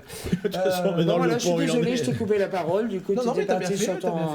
T'as bien fait, puisque du coup tu vois on a rebondi sur la Coupe d'Europe, et je pense que de toute façon la finale... Alors j'aimerais bien que ça soit deux surprises, que ça soit La Rochelle-Bordeaux en finale, et que La Rochelle gagne, ça serait une belle histoire qu'ils aient perdu l'année dernière. Enfin, l'année dernière en top 14 et puis même en Challenge Cup contre nous, et que un an et quelques mois après ils se retrouvent en finale de grande d'Europe. John O'Gibbs arriverait avec un titre à la SM, c'est bien quoi. Alors on peut en parler on l'espère. de l'entraîneur, parce que j'ai vu une question, on reviendra sur la SMBRI, vous inquiétez pas, l'entraîneur, moi personnellement j'ai pas de nouvelles, et apparemment Parce qu'il dit, il doit t'appeler ? Ouais, il va m'appeler, mais bon, parce que je suis en train de négocier une petite place, mais c'est compliqué. En face de moi, j'ai Roro, j'ai Olivier Magne, enfin c'est un peu le bordel quoi. Moi j'arrive là, je suis un peu le petit poussé, donc... Non, c'est vrai que... L'autre, il en peut plus. Le petit problème, c'est apparemment Franck Azema qui veut pas dire où est-ce qu'il va, et qui du coup retarde Ouais, apparemment le problème c'est financier, parce que comme il a encore 2 ans de contrat à Azema, et qu'il ne faut pas rêver, mais même s'il a un bon de sortie, il faudra quand même qu'il y ait un chèque qui revienne... 2 millions d'euros. Voilà, qui revienne dans les caisses de Montferrand, et le problème se pose aussi pour John O'Gibbs, parce que si d'aventure... il était libéré lui aussi de La Rochelle, il devra un an à La Rochelle. Voilà.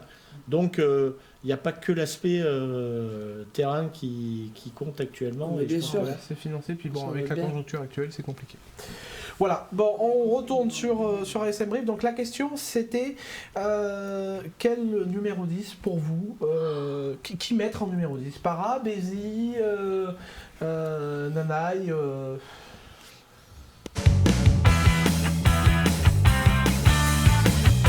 j'aurais bien tenté une charnière Bézi-Para dans un sens comme dans l'autre, parce qu'en plus, je trouve que la possibilité d'avoir ce binôme-là, c'est d'inverser à tout moment. à tout moment dans le match, jouer aux deux selon postes tous les deux. Maintenant, Nanae Williams, je l'ai dit, voilà, c'est un joueur polyvalent qui est hyper talentueux. Donc actuellement, il compte sur lui. Donc je pense que côté Montferrandais, on va conserver cette dynamique-là avec lui en 10. Je vois pas pourquoi il changerait de main maintenant, alors qu'il s'entraîne lui en position d'ouvreur depuis plusieurs mois maintenant, plusieurs semaines. Mais ouais, je verrais bien. J'aurais bien quand même testé Para-Bézi, quoi. Ce qui est vraiment bien, c'est que c'est ton idée de changer à tout moment de 9 de 10. C'est vrai que ça doit être vachement perturbant, ça, quand même. Ouais, perturbant, oui, mais après, t'as Vialard qui est quand même dans les clous. Bien sûr. Il n'est pas blessé, donc t'as un vrai numéro 9 remplaçant. Tu peux garder quand même encore Nanae Williams en polyvalence sur ton banc. Parce que ça sert d'avoir de la polyvalence, mais ça dessert aussi pour un joueur comme lui, parce que tu peux le garder en 10, 12, enfin en 10 ailier arrière, avec Penaud qui peut glisser au centre. Enfin voilà, ça te laisse vraiment une possibilité d'avoir Nanae Williams sur le banc, de faire sauter un 3/4 supplémentaire. Mais bon, après, voilà, moi je pense que Jennings, Luc dit par le Jennings, ouais. Enfin... Je pense qu'il joue, si, mais je crois qu'il joue ce week-end, mais avec Saint-Éloi-les-Mines. Ça n'existe plus. Il joue en rugby à 5, à 5 en stade 3. Malheureusement, c'est un joker, c'est comme beaucoup de jokers à l'ASM. Alors, c'est paradoxal à l'ASM, c'est soit les jokers percent et on les signe jusqu'à Mathusalem parce que c'est vraiment des gros joueurs, je pense notamment à Fritz Lee, ou alors c'est un flop complet. Cette année, les jokers. Ça fait le dernier Renach Venter qui se pète le pectoral à la muscule. À l'entraînement. Non mais je veux bien, mais enfin cette année les jokers, pardonnez quoi. Ah non mais ça a été. On a eu Barak, alors Barak, bonne pioche. Il a pris, d'ailleurs il a pris un carton jaune. Moi je l'appelle le meulé, c'est plus facile. Il est rentré 2 secondes, il a mis. Je sais plus. Alors là c'était une faute délibérée. Alors là par contre, je sais pas si c'était pas un coup de poing ou. Il me semble que c'était un coup de poing. Non mais moi ça me fait rire en même temps, c'est pas rigolo, mais Jennings. Soit les mecs ils ont des super agents, mais enfin je veux dire, ils faisaient ils sont bien vendus les gars. Ils sont bien vendus, parce qu'ils faisaient un test à Nevers. Il a fait de la Pro D2 anglaise, il arrive à la SM, mauvaise pioche. Venter, on a vu un match et demi, parce qu'il prend son carton jaune, il n'est jamais revenu. Là il se pète le pectoral. On a eu Vadaremou. Védéremou. Alors, qui potentiel énorme, mais qui n'a jamais su s'adapter du 7 à 15. Là, il est reparti avec l'équipe de France à 7, où il est monstrueux, mais il n'a pas su s'adapter. Il a fait 2 matchs, puis il s'est blessé. Enfin, mauvaise pioche quand même, les jokers cette année à la SM. C'est un joker. C'est un joker qui tombe. Mais bon. Véré d'Amou, pardon. Et puis il s'est blessé, c'est vrai qu'il s'était blessé, mais bon, après à la SM, c'est vrai que les blessures, ça reste quand même quelque chose de rare et d'anecdotique. Faut pas. Enfin là c'est quand même gros, quand même. Il se déchire le pectoral, Le muscle, le mec. Il n'y a pas les ligaments croisés, une entorse, une. Non mais encore, ça serait en opposition, tu vois, mais là. Une acrobio, mais enfin bon là. Mais de toute façon. Mais j'ai rigolé quand j'ai entendu ça en descendant. Je me suis dit, mais c'est quoi cette affaire là? Moi je trouvais qu'il collait pas du tout à l'image de l'ASM déjà, donc. Avant qu'il arrive, d'abord il a pris une vague de colère, alors on en reparlera sur ton carton rouge à la fin, mais une vague de colère par les supporters parce que le mec il vient de sa coiffure, non déjà la coiffure et en plus on trouvait qu'il ressemblait à Alex. Ouais, alors ça il faudra qu'on m'explique parce que j'ai jamais compris. Mais ça l'avait contrarié. Comment ça s'appelle? Il vient d'un pays où la chasse c'est pas la même que la nôtre. Ah oui, il vient d'Afrique du Sud. Ouais, mais enfin, il a pris vraiment cher. Il a pris vraiment cher. Donc, moi, je trouvais qu'il collait pas du tout à l'image de la SM. Mais bon. C'est marrant, moi aussi. Après, pourquoi pas? Et on va voir. Finalement, c'est pas trop. Mais tu vois, comme quoi on peut avoir une place au recrutement. Il va falloir qu'on en discute. Oui. Donc bon, voilà, j'ai vu pas mal de commentaires qui passaient sur Nanae Williams et alors je sais plus qui c'est qui l'a dit, j'ai pas le temps de regarder tous les noms, qui a dit que de toute façon Nanae Williams ne fera pas les 5 matchs 80 minutes, il tiendra pas, c'est vrai que c'est très physique, on verra, mais après voilà, on a d'autres solutions et puis il me semble que Barak va revenir, donc Barak, attention, un très bon coup de pied aussi. Ouais, alors pas pour joueur 10, mais quoi que pour suppléer un 10 en premier centre, c'est important. Voilà. c'est important. Je crois que c'est son poste de formation, Il me semble, Barak numéro oui, 10. il me semble. Mais bon, là, tout de suite, il était en train de se faire dorer la pilule à Dubaï, il a bien raison. Lui, il a pu aller Belle dans troisième le place bar. d'ailleurs. C'est bien, le et Seven. victoire de nos féminines. J'adore le Seven, moi. J'adore. Et alors, on m'a dit, alors j'ai pas vérifié, mais on m'a dit que Ravaille avait fait du rugby à 7. Oui. Mais- Je l'ai entendu Ouais. de la part des commentateurs qui jouaient également en équipe de Bah, Fidji à 7. Ceci expliquerait cela, parce que c'est vrai que Il est- pour rapiner, moi, je suis tant pis, mais je trouve qu'il court quand même vachement. Ah, Hein, il est explosif. Ah oui. Ouais, puis il manie bien le ballon, je veux dire. Et puis, les libérations sont propres, quand il peut les donner, il les donne. Enfin, techniquement, il est. Ah ouais. Il est presque plus technique que certains arrières. Que Oui, certains non, mais je suis trois d'accord. Tibergen, ouais, il est en espoir là tout de suite. Hein, mais bon, après, on va pouvoir faire tourner et nous faire monter des espoirs. Et à ce moment-là, on verra. Tibergen, c'est un arrière de formation pur. Arrière ailier. De là à le mettre à 10 en top 14 sur la réception de Brive. Non, pas sur la réception, bref. Oui, mais ta Bah, question c'était qui Oui, mettons en 10 après c'est vrai que oui, mais même. Non, mais j'étais en train de réfléchir pour plus tard, mais en fait, non. Parce que ce qui arrive derrière, ça va piquer aussi. Hein. Ah bah oui, non. Là, il faut qu'on y arrive. Du coup, un petit pronostic avant de passer au carton rouge sur ASM Brive. Ça va être compliqué, mais. J'ose même plus. Alors compliqué oui et non parce que je reviens sur le match qu'on proposait de nous faire render dimanche. C'était un très très gros match et ça faisait très longtemps que j'avais pas vu l'ASM à ce niveau d'intensité, même de cohésion, bon, à part la touche. Je veux dire, la mêlée n'a pas paru à la peine. Toulouse, c'est une des plus grosses mêlées du top 14. Hein. La mêlée n'a pas paru à la peine. Dans les rucks, on a été plus que présents. Même en défense, à les Et en déjouer. défense, oui. Par contre, à part sur les touches, non, moi je suis confiant parce que, alors, d'accord, il y a la défaite et il y a la déception de la défaite, mais le comportement des joueurs est quand même plus que louable et bénéfique, je pense, pour le reste de la saison parce que on a vu un gros match de rugby, j'en démords pas, quoi. Ah oui, mais t'as raison. Après, la dernière désillusion qu'on a eue en Coupe d'Europe, on a été champion de France. Hein. C'était en 2017. Hein. On perd en quart de finale à la maison. Et on termine 6ème, je crois, de la phase régulière. Je crois qu'on se qualifie à la 6ème place. Hein. On Ah, fait les barrages en 2017. Hein. Oui, on fait les barrages, mais 6ème, ça me dit rien. Ça me... En tout cas, on fait les barrages. Mais Aurélie va nous trouver ça. Voilà. Là, voilà, bon. Donc, alors, Aurélie dit victoire des jaunes et bleus, ils ont retrouvé du goût au combat. Bah, c'est en gros ce que tu disais, Greg. Hein. Ils sont peut-être sortis un gros match suite à la défaite. Bah, écoute, Muratois, j'espère vraiment qu'ils vont garder cette mentalité et cette hargne. Christiane dit je leur fais confiance, c'est une question d'honneur contre Brive. Oui, c'est vrai que c'est. Aussi. C'est un derby. Hein. Donc, bah, vas-y, toi, dis-nous ton ressenti, parce que je sais que tu. Ah, mais moi j'aime bien Brive. Hein. Alors, c'est pas pareil. C'est comme j'aime bien les Toulousains, mais j'aime bien Brive. Bonne soirée, Coco. Là, par contre, non, mais c'est bon. Je vais dire que l'ASM va gagner, mais l'ASM va gagner. D'abord, c'est vrai que je pense qu'il faut que. Pour eux. Ils vont en faire un honneur de gagner. Il faut qu'ils remontent, qu'ils se remettent de cette défaite. Oui, ils vont gagner contre Brive, même si Brive sont pas mal quand même. Après, encore une fois, je suis en train de réfléchir à tout ce que tu dis. Encore une fois, nous, on a quand même la chance d'avoir un club. Alors, bon, c'est vrai que parce que on le lit sur les commentaires, on sait le niveau actuel de Clermont. On dit que il n'y a pas le niveau qu'on aimerait.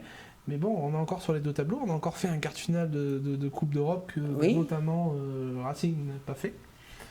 T'as l'impression que c'est toujours un peu à l'arraché, quoi, mais bon, n'empêche que le classement. Mais comme d'habitude, moi j'ai toujours l'impression qu'on joue en suffisance. Alors, après, c'est ce qu'on disait. Et, cette année, parce qu'avant, l'ASM, ça tapait dur, ça tapait fort, et ils avaient cette image de favori où voilà, c'était très dur à les battre, même quand on jouait les grosses écuries comme le Munster ou autre. On arrivait avec cette confiance, cette aura sur un terrain de rugby. Et cette année, c'est ça qu'on n'arrive pas à retrouver. On est toujours dans le doute de savoir si le match va être bien préparé, bien fait, s'il ne va pas y avoir un petit accrochage dans le match comme la conquête ou des faits de jeu qui vont nous mettre tout de suite en difficulté. Et du coup, cette saison, elle est un peu laborieuse en ce sens-là, parce qu'après, c'est ça. Intrinsèquement, quand on prend les joueurs, on a quand même sur le papier, on a quand même on a du beau monde. On a quasiment mais que des internationaux. Mais c'est vrai qu'autrefois, tu avais une espèce de sérénité qui te permettait... Quelques années, on était sur le du monde. C'est ça. Donc, on partait sur un... Toulouse, d'ailleurs, à un moment donné, où Toulouse n'y était plus, d'ailleurs. Toulouse à ce moment-là était dans la reconstruction Ouais. avec Hugo Mola et était un peu comme nous à remettre en place un nouveau système de jeu. Mais c'est vrai on avait cette sérénité et là qu'on ne retrouve pas cette année. Et c'est non. vrai que Parce qu'on se dit, Voilà. mais qu'est-ce qu'ils vont faire? C'est ça. Ils vont te sortir un match d'enfer et ça va te surprendre quelque part. Et C'est surtout le quand match d'après, mais que ce soit en top 14 ou en Coupe d'Europe, et le match d'après, ça va être...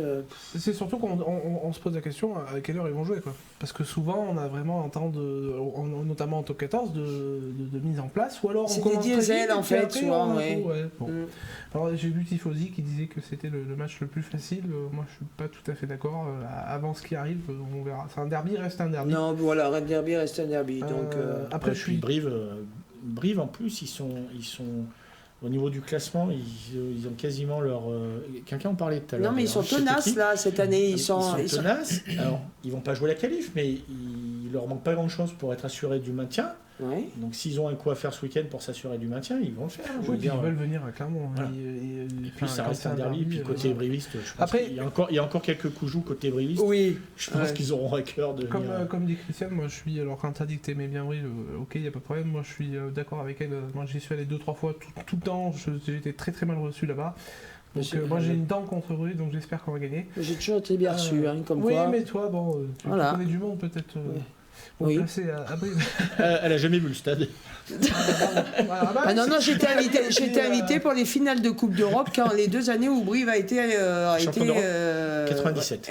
Oui, 97 et ils ont joué en 98 aussi, ils ont perdu en 98. Avec l'avènement d'un joueur comme Cédric Clémence qui était monstrueux. Alors Bruno Rigal qui dit ne pas oublier que c'est une fin de cycle, le staff, etc. Oui, effectivement, cette année c'est un petit peu particulier avec le départ du staff, parce que je pense qu'il n'y aura pas que Franck qui va partir, mais je pense qu'il est temps qu'il parte, ça fait 11 ans qu'il était là, et au bout d'un moment, je pense que voilà, c'est... Enfin là, il reste combien de matchs là? pas beaucoup. Ça- 5, C'est une réponse très pertinente, ça. Ouais, 5 ou 6. j'aurais dit 5 ou C'est 6, Géraud qui parlait tout à l'heure que Brive ils sont quasiment assurés d'être en 14 et sont en roue libre. Donc effectivement, Détendu? quand tu n'as pas le stress de la qualif ou du maintien, tu joues pas non plus de la même manière. Enfin, tu te prépares pas de la même manière déjà. Oui, Oui, c'est vrai, tout à fait. Et tu n'as pas la même pression à la sortie du vestiaire. c'est vrai. exact. Toi Guillaume, est-ce que tu as un petit pronostic pour ce week-end? Oui, moi je vois l'ASM victorieuse, mais je pense que la physionomie du match, ça va dépendre déjà de l'équipe clermontoise qui va être alignée. Je ne sais pas s'il va faire tourner pour peut-être reposer certains joueurs, parce que il y a eu quand même un gros combat ce week-end. Oui. Donc on verra si suivant l'ossature qui sera alignée. Et puis l'état d'esprit aussi des joueurs, parce qu'il ne faut pas oublier que là, ce week-end, ils nous ont montré un visage effectivement où ils ne voulaient rien lâcher, où ils voulaient vraiment aller en demi-finale de Coupe d'Europe, où peut-être qu'ils avaient aussi, ils étaient piqués dans leur orgueil avec le fait qu'ils étaient des petits outsiders et tout le monde leur annonçait qu'ils allaient prendre au moins 40 points, mais voilà. Donc s'ils rentrent sur le terrain avec le couteau entre les dents comme ils l'ont fait contre Toulouse, là je pense que effectivement le score, voilà. En tout cas il y aura un vrai match des Clermontois et une vraie victoire des Clermontois. D'ailleurs, en parlant de ça, nous on fait des petits pronostics, mais est-ce que vous avez vu que sur le site de l'ASM, maintenant, enfin sur le Facebook de l'ASM, on peut faire des pronostics, et il y a un classement et... Ouais, d'accord. Je sais pas. Moi. Ah non, j'ai Bah, pas suivi. je pense Merci, que- Greg, parce que j'ai l'impression d'être le nœud du... Mais non Mais content de savoir que l'ASM prend exemple sur ici c'est l'émission. Oui. Oui, effectivement. Ouais. Mais ils ont pris beaucoup Non, mais je te dis d'exemples, qu'on va y finir là-haut. tu vas voir. Mais oui, non, mais je pense que beaucoup d'entre vous le savent. Mais c'est vrai que je trouve ça sympa. En fait, moi, alors je le fais donc pour expliquer vite fait, il te pose 3 questions, je crois. Donc, qui va marquer en premier? Qui va gagner le match et quel sera 4 questions. Quel sera l'écart entre de les points ouais. et le nombre d'essais sur ce match. Et c'est intéressant à le faire, c'est marrant, c'est très ludique. Bon, c'est un partenariat, je crois qu'avec GDmat, donc c'est que pour le top 14, mais je trouve que c'est sympa. Tout le monde fait les concours de pronostics là. France Bleu, Pays d'Auvergne, je n'ai pas dit encore faire. Radio France Bleu, Pays de Dôme. Radio France Coupe d'Homme. Voilà, bon. C'est toujours Enfin, Jean-Pierre quand- Morel. Et c'est toujours Jean-Pierre Morel qui commente. Par Ouais, contre. c'est toujours Jean-Pierre Mais Morel, c'est ça me tombe un des bien, hein. meilleurs pronostiqueurs, si tu veux parier, c'est Jean Becker d'ailleurs là-bas Ouais, sur c'est le. vrai. Bah, écoute, Et Jean-Luc intervient, ouais, voilà, il nous donne les matchs. Merci Jean-Luc. Il reste donc 6 matchs, donc Brive, Lyon, Racing, Toulon, Toulouse, La Rochelle. Ouais, et c'est pas rien. C'est pas rien, ouais. C'est Sacré, pas rien. Bah, c'est sacré ceux fin qui de sont, saison. c'est les 6 premiers, hein, c'est quasi, donc bon, à voir, on verra sur la fin du match. Bon, on va passer sur notre ami le coq avec les 2 cartons rouges, donc moi je l'aime bien ce petit coq là, il me fait rire. À gauche, Oui. donc c'est sympa, donc on va commencer par le tien Greg, hein, de carton rouge. Donc tu parlais des recrutements jusqu'au mois d'avril. Ouais, parce que pour revenir sur l'actualité, il y a René Bouscatel qui a été élu président de la Ligue nationale de rugby dernièrement, l'ancien président du Stade Toulousain. Et moi, le carton rouge que je voulais lui mettre, c'est qu'il a autorisé exceptionnellement, au mois d'avril, le recrutement pour les clubs de top 14. Chose qui était impossible jusqu'à présent, c'était autorisé d'avoir des jokers médicaux en décembre et en mars. Mais là, il a ouvert carrément un recrutement et pas forcément joker médical. Et moi, je trouve ça dommageable et déplorable comme attitude parce que je considère, alors, pas pour le haut de tableau, mais pour le bas de tableau, que ça va fausser la fin du championnat parce que tout le monde n'a pas les mêmes budgets, donc on est d'accord que Agen est condamné. Mais entre Pau, Montpellier, Bayonne, il reste qui Stade Français ou Brive. Les budgets et les moyens ne sont pas les mêmes pour tout le monde. Et d'avoir un joueur qui peut te faire basculer la fin de saison, c'est pas, je trouve que c'est pas honnête et c'est pas équitable dans le sens où les règles elles ont été émises en début de saison et qu'en cours de saison on change ces règles-là et qu'en plus elles peuvent bénéficier à des clubs qui ont plus de moyens que d'autres. Après, et dans cette course au maintien, moi personnellement, je trouve pas ça logique. Après, il faut que tu sois conscient aussi qu'un des plus gros sponsors d'équipe de France, s'il en prenait 2, ça fout la merde. Oui, je suis d'accord. Bah oui, je vois pas de qui tu parles, dis donc. Il n'y a pas Fanfan qui est là, non? Parce que. Montpellier Montpellier Jérôme, on parle peut-être. On peut se poser la question. C'est vrai qu'on peut se poser la question en disant. Il s'attaque aux Néo-Zélandais en ce moment. Ça change de l'Afrique du Sud. Ouais. Bah, il a épuisé. Non, mais voilà, pour revenir à ce carton rouge, voilà, on change les. C'était un peu à l'époque, j'avais défendu Mourad Boudjelal aussi quand ils avaient changé le.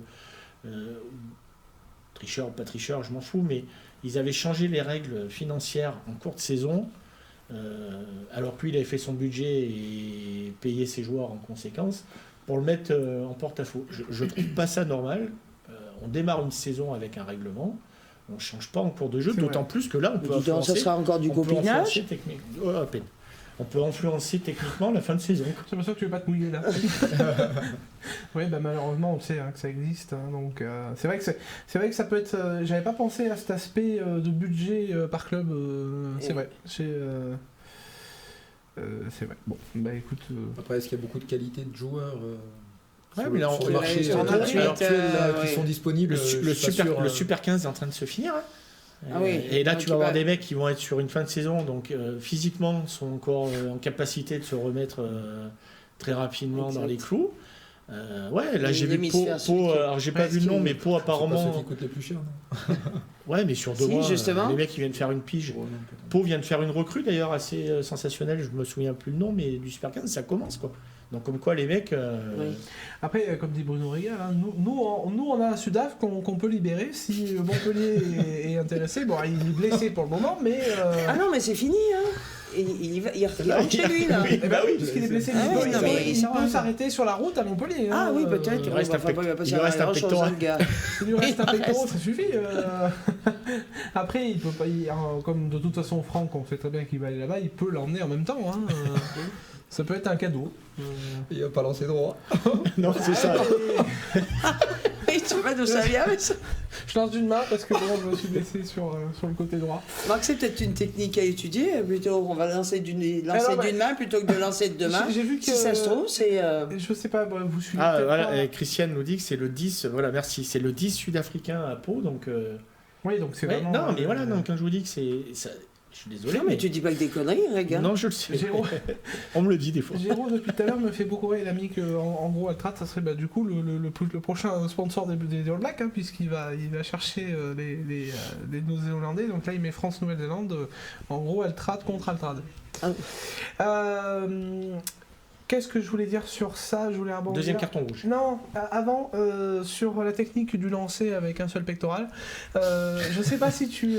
Tu t'es bien rattrapé parce que tout à l'heure tu viens de dire un Pectoraux, oui. un pectoral. Oui, parce qu'il est tellement gros que forcément Ouais. ça fait presque deux. Il y aura réponse à tout. Complètement, sinon je serais pas là. Je sais pas si vous suivez les réseaux sociaux de l'ASM, notamment avant match. Maintenant ils font des lives, ils font beaucoup de choses. Oui, alors le live. Et là ils ont mis une story de. alors j'ai pas vu lequel de nos talonneurs, mais ils le faisaient lancer à genoux. Oui. C'est bien. Je l'ai pratiqué en tant qu'entraîneur et je veux te dire sur quoi c'est super intéressant, c'est que ça permet de travailler seulement le haut du corps et l'équilibre du haut du corps avant de travailler parce que pour un lanceur en touche, c'est tout le corps qui travaille, des jambes jusqu'à la finalité de la main, une qui lance et une qui guide. Et de travailler à genoux, en fait, tu travailles en même temps le gainage du haut du corps et du buste. Donc c'est super important. Et en fait, à l'échauffement, tu en profites aussi pour t'échauffer. C'est un exercice que je faisais faire, par exemple, aux joueurs en échauffement, parce que tu échauffes en même temps ton haut du corps, au même titre que tu ferais pompe abdos. Le fait de travailler ce gainage-là en lancer, ça te permet d'avoir un double objectif. Mais justement, alors, la touche était droite, était parfaite. J'ai dit, ça y est, voilà, il faut lancer à genoux. Alors bon, peut-être pas trop autorisé, mais bon, on verra. Va falloir une prof de SVT pour faire réviser le pectoral. Oui, écoute, moi j'attends que tu me fasses réviser. Qui c'est Aurélie qui te dit ça, non? Oui, parce qu'elle est prof de SVT. Oui, je sais bien. Je pensais que ça s'était pas passé inaperçu, mais forcément, il faut bien qu'il y ait deux petites nénettes qui aient entendu le mot pectoraux à la place. Et puis, si j'ai envie de dire un chevaux des chevals, tu fais comme tu veux. Donc, du coup, on va finir de passer pour des nanos, donc c'est pas grave. De toute façon, je pense que c'est déjà pas mal.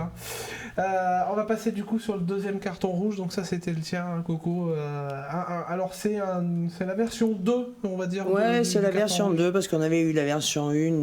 Je pense que c'était cet automne, là où on était un petit peu en colère sur les échanges qu'il y avait sur les réseaux sociaux, sur les pages Facebook des supporters, où ça prenait des proportions énormes, des engueulades. Enfin, pour moi, ça n'avait aucun sens, parce qu'on peut échanger sans forcément...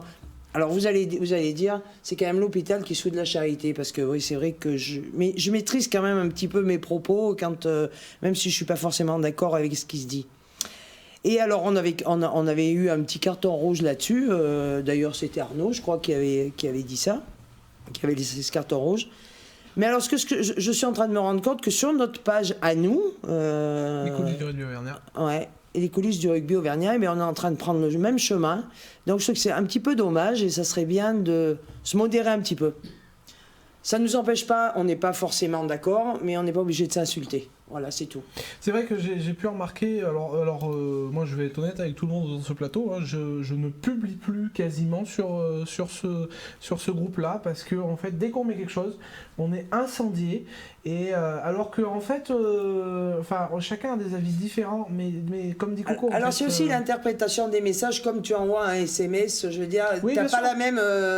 Quand tu discutes, bon, tu peux plus rebondir, tu as l'intonation de la voix, tu as ou un ton d'humour ou un ton de colère, ce qu'on n'a pas quand on écrit sur les réseaux sociaux. Et de ce fait-là, ça part en vrille et franchement... Oui, mais je trouve que c'est de la méchanceté gratuite et inutile. Moi, je sais que quand je publie, la plus grande des réponses, et on s'est fait la réflexion avec Aurélie ce soir-là, on était en train de parler, que en fait, la réponse c'est va sur le terrain, ou ton jeune âge, tu dois bien savoir, etc. Donc je trouve ça vraiment dommageable, parce qu'en fait, cette page-là... Déjà, toi, tu joues au rugby. Ouais, mais je suis jeune, donc j'y connais rien. Et puis, moi, j'ai jamais joué au rugby, mais ça fait un moment que j'y suis, je pense que... Après, moi, ça m'est égal, tu sais, j'accepte, j'y connais rien. Oui, Coco, je l'ai connu, j'étais petit. Moi, j'étais déjà vieille. T'étais déjà grande. Il n'a pas dit ça, hein. Oui, je jouais en cadet à l'ASM quand je l'ai connu. Ah oui, j'étais pas né moi. Bah non, mais j'étais copine avec son père, donc voilà, c'était des placements avec les parents, les copains des...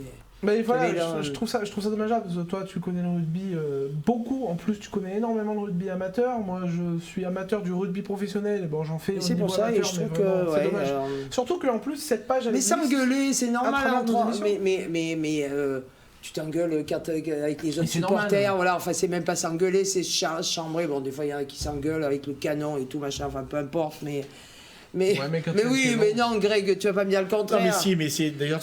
Mais après, ça c'est des discussions qui sont très drôles parce que plus personne s'en souvient le lendemain. Oui, voilà, mais après c'est fini, on n'en parle plus. Et puis ça se finit généralement encore après sur un plus gros canon. Sur un plus gros canon. Chose qui ça se passe plus et je trouve que c'est pas bien ce qui se passe. Mais vraiment que c'est ça. En plus, comme je dis, c'est il y a plus cette ambiance de supporters qu'il y avait avant. Mais bon, alors après, c'est du fait des réseaux sociaux. C'est derrière l'écran, mais même je trouve que c'est dommageable parce que c'est un groupe qui existe de par notre émission, en fait, nos deux émissions. Et en fait, les émissions, bon, la nôtre ici, c'est Simon Ferrand, la phrase phare, c'est fait par des supporters pour des supporters. Je trouve que se tirer dans les pieds entre supporters, je trouve ça. Mais après que chacun donne son avis, c'est un fait, normal. Mais c'est cool quoi. C'est comme l'arbitrage, on est 72 millions d'arbitres, hein, si on Exactement. veut. Et au Michelin, on est 20 000 arbitres et 20 000 entraîneurs. On a 20 000...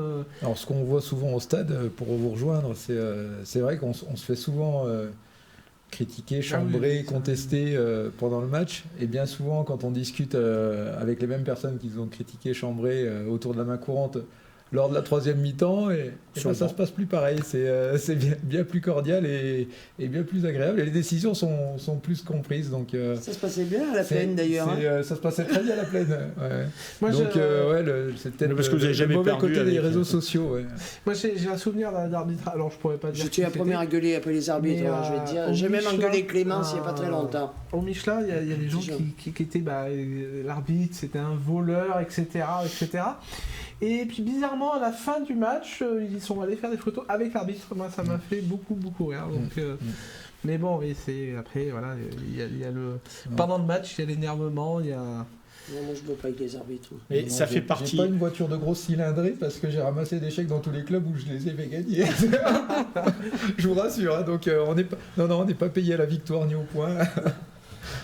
Donc voilà, le message c'était vraiment si on peut essayer de se détendre en fait. Ça reste que du sport quoi. Complètement. Voilà, parce qu'on a été les premiers à critiquer, nous, enfin à critiquer ça sur d'autres pages Facebook ou autres.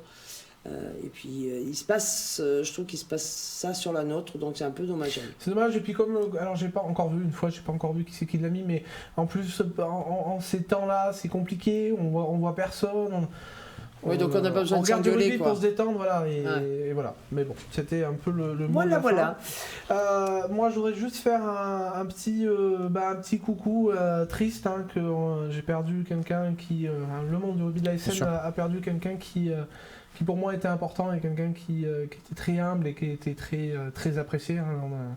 J'étais à son enterrement cette semaine, on était plusieurs centaines, hein. C'est Eric Aubry, et voilà, je voudrais encore transmettre toutes mes condoléances à toute la famille du rugby, au club de supporters, à l'interclub, à ses amis et à sa famille. On a perdu cette année deux Eric au monde du rugby ASM, et c'est pas une bonne nouvelle, et c'est pas simple, donc prenez soin de vous. Et puis, parce que on espère tous se retrouver autour du terrain, on espère un jour bientôt. Un jour, oui. Et puis voilà, je voulais terminer sur ça, lui faire un petit coucou. Mais t'as bien fait. Ouais. Surtout des personnes aussi. Je le connaissais pas personnellement, mais c'est vrai que quand on voit tous les messages, quand on parlait de l'intelligence du personnage, de l'humilité, parce qu'on parlait tout à l'heure des valeurs. C'était incroyable. C'est des genres de personnes qui font du bien à notre société et au rugby en particulier. Mais donc effectivement, il avait une entreprise mais je ne connaissais pas. Il avait une entreprise qui était dans le monde agricole. Il était très très impliqué. Alors je peux pas te dire de bêtises, hein, mais dans le Téléthon de Combrande, qui était connu nationalement parce que il avait fait le Mara-Téléthon pendant plusieurs années, et en fait Combrand était le Téléthon qui rapportait le plus d'argent. D'accord. Et voilà, il était à l'ASM, il était connu, il faisait partie, il était vice-président de l'Interclub, et c'était quelqu'un qui était très humble et qui était toujours à fond dans tout ça. J'ai pu aller à son enterrement, c'était cette semaine, et on a eu l'intervention de beaucoup de ces infrastructures, et c'était toujours la même. C'était quelqu'un avec un grand cœur et quelqu'un qui était passionné. Donc il est parti un peu trop jeune, et donc voilà. Donc on voulait lui faire un petit coucou, et puis pour nous on se dit à dans 15 jours. Prenez soin de vous, je veux vous revoir dans 15 jours. Et puis, je vous souhaite un bon match samedi. Hein, oui, c'est samedi. Je sais pas, ce week-end. Ce week-end. Si, on a dit que c'était samedi. Si, c'est samedi. Voilà. En même temps que les filles, l'équipe de France. Ça, c'est dommage par contre. Contre l'Irlande. Bah oui, c'est dommage, mais bon. L'équipe de France contre l'Irlande. Et il faudra. Tu mets deux télés. Oui, bien sûr. Tu mets deux télés à côte à côte. Et puis, eh bien, on vous dit à dans 15 jours. Et puis c'est tout. Puis on remercie Guillaume d'être venu. Ouais, Guillaume, tu reviens quand tu veux. Avec plaisir. Dès qu'on aura un litige, tu reviendras. Bon, tu reviendras tous les 15 jours. Et puis voilà, n'hésitez pas à partager, à commenter. On est maintenant sur YouTube, on est sur Spotify, on est partout. Donc n'hésitez pas à revenir ici. Le dernier truc, on souhaite à Clémence qu'elle se remette de vite sur pied pour qu'elle puisse venir avec nous incessamment sous peu. Et normalement, bientôt, nous devrions avoir un VIP. Un VIP, ouais. Donc, soyez attentifs. Soyez attentifs. On vous spoilera petit à petit. Il a donné un accord de principe. Voilà. Reste à finaliser. Tout ce qu'on peut dire aujourd'hui, c'est qu'il est souvent en jaune et qu'il est grand. Merci à tous et bonne soirée. Au revoir. Au revoir.